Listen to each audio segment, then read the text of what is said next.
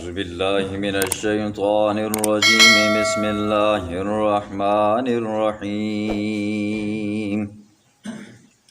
إن المنافقين يخادعون الله وهو خادعهم وإذا قاموا إلى الصلاة قاموا كسالى يراءون الناس ولا يذكرون الله إلا قليلا مذبذبين بين ذلك لا إله هؤلاء ولا إله هؤلاء ومن يضلل الله فلن تجد له سبيلا يا أيها الذين آمنوا لا تتخذوا الكافرين أولياء من دون المؤمنين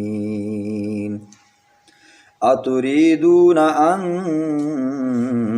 تجعلوا لله عليكم سلطانا مبينا صدق اللہ العظیم۔ بات چل رہی ہے منافقین کی۔ منافقین کے بارے میں کل اللہ نے فرمایا کہ منافق کفار کے ساتھ جا کر دوستیاں یاریاں لگاتے ہیں۔ اس دوستی یاری کا مطلب اور مقصد یہ ہوتا ہے کہ ہمیں یہاں سے عزت مل جائے، ہمیں یہاں سے کچھ پیسے مل جائیں، کچھ اقتدار مل جائے، کچھ دنیاوی فائدہ مل جائے۔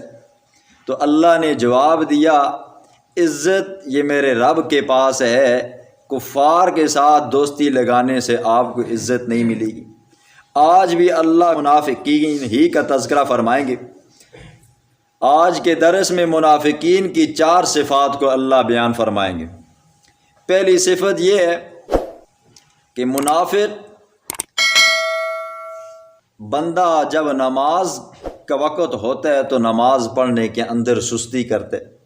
پہلا تو یہ ہے کہ وہ پڑھتا ہی نہیں ہے، جب وقت ہوتا ہے تو اس میں سستی کرتا ہے، اور جب پڑھنے پہ بھی لگ جاتا ہے تو مقصود کیا ہوتا ہے؟ لوگوں کو دکھلانا ہوتا ہے، نہ کہ اللہ کو راضی کرنا ہوتا ہے۔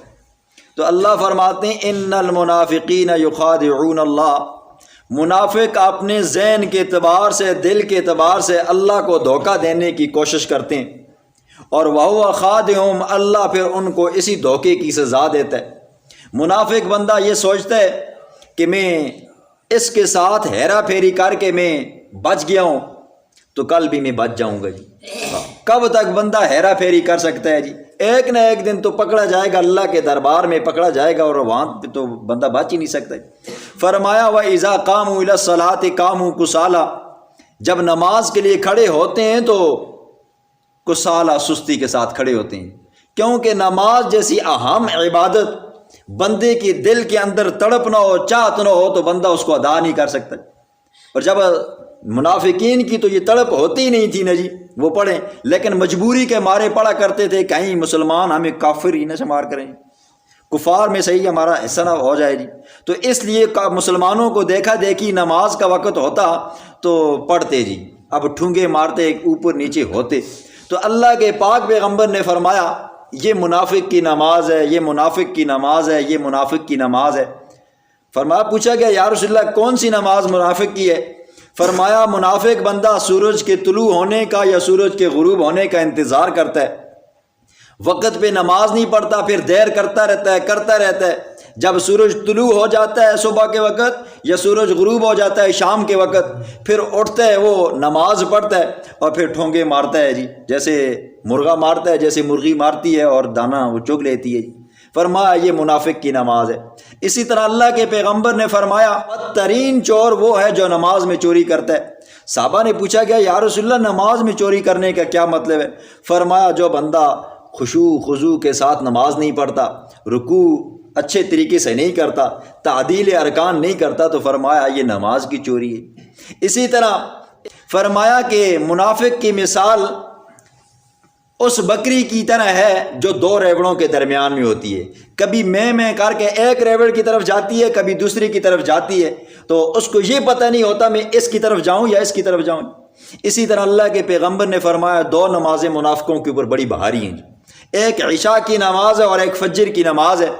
عشاء کی نماز کے اندر بھی منافق نہیں آتے اور فجر کی نماز میں بھی نہیں آتے۔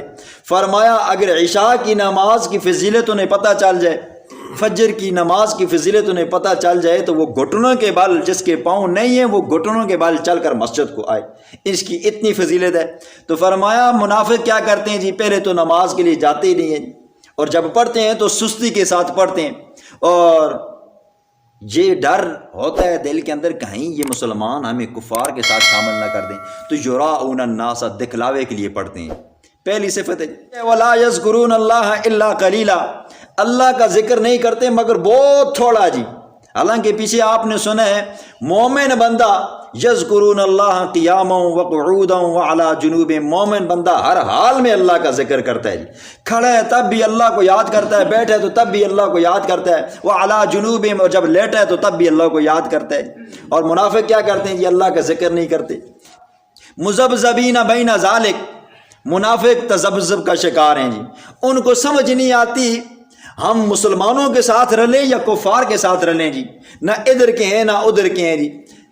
اور ابن حاتم کی روایت کے اندر آتا ہے، فرمایا کہ مومن اور کافر اور منافق کی مثال ان تین شخصوں کی طرح ہے کہ جو دریا کے کنارے پہ گئے، ایک بندہ دریا کے کنارے پہ رک گیا، دوسرا بندہ دریا کے اندر تیرتا ہوا اپنے منزل مقصود کو جا پہنچا، اور تیسرا بندہ دریا کے اندر اترا، درمیان میں پہنچا تو کنارے پہ کھڑے شخص نے آواز دی کہاں جا رہا ہے، اپنے آپ کو کہاں ہلاک کر رہا ہے، کیوں اپنے آپ کو بربادی کے اندر دھکیل رہا ہے؟ اور سامنے والے بندے نے کہا تیر کر آ جاؤ منزل مقصود تک، نجات پا جاؤ گے۔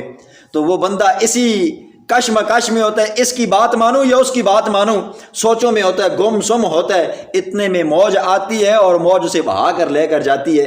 تو فرمایا یہ جو درمیان والا جو بندہ ہے یہ منافق ہے، نہ کفر کی طرف جا سکتا ہے نہ اسلام کی طرف جا سکتا ہے، اور جو تیر کر پار ہو جاتا ہے وہ مومن ہوتا ہے، جو کنارے پہ کھڑا ہے وہ کافر ہوتا ہے۔ وَمَن يُضْلِلِ اللَّهُ فَلَن تَجِدَ لَهُ سَبِيلًا، جسے اللہ گمراہ کرے تو اس کو کون ہدایت دے سکتا ہے جی۔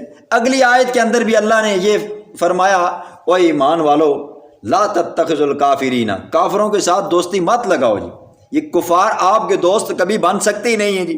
اتریدون ان تجعلوا للہ علیکم سلطانا مبینا، کیا تم اللہ کے مقابلے میں کوئی واضح دلیل ڈھونڈنا چاہتے ہو کفار کے ساتھ دوستی لگا کر؟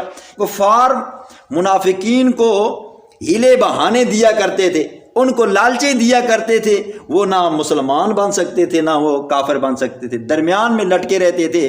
تو یہ کفار کے ساتھ ان کی دوستی تھی، اور نتیجے میں اللہ نے فرمایا پھر یہ چار صفتیں ان میں آ جاتی ہیں۔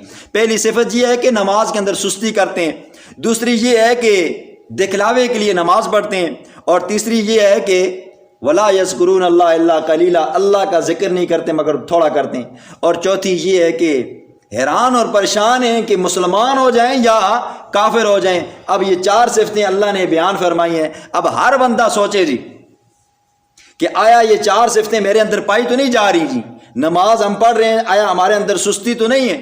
دوسرا یہ ہے کہ آیا دکھلاوے کے لیے تو نہیں پڑھ رہے جی، فلاں بندہ ہمیں کہے گا تو نمازی بن گئے ہو، یا یہ ہے کہ فلاں بندے کی رضا کے لیے ہم پڑھنا چاہتے ہیں جی، لوگ مجھے نمازی کہیں۔ اور تیسرا یہ ہے کہ آیا ہم اللہ کا ذکر ہر حال میں کرتے ہیں یا کبھی کبھی کرتے ہیں؟ چوتھا یہ ہے کہ آیا ہمارا دل ایمان کے اوپر مضبوط مطمئن ہے یا نہیں ہے؟ اگر جس بندے کے اندر یہ چار صفتیں ہیں تو اس بندے کو اپنا علاج کرنا چاہیے، جس میں نہیں ہے اس بندے کو اپنے رب کا شکریہ ادا کرنا چاہیے۔